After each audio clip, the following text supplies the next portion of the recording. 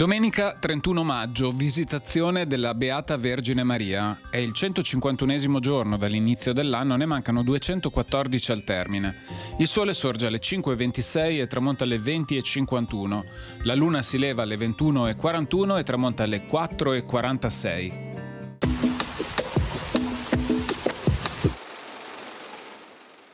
Come stabilito con la Veccia de Morter, protagonista del fallimento della celebre congiura di Baiamonte Tiepolo, un suo diretto discendente ottiene che il canone d'affitto della bottega e dell'appartamento sotto l'arco dell'orologio in piazza San Marco sia lo stesso pagata dall'antenata nel 1310.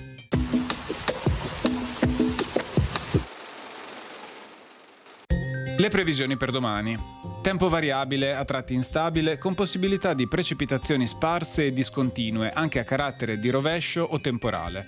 Temperature prevalentemente in diminuzione, più marcata nei valori massimi.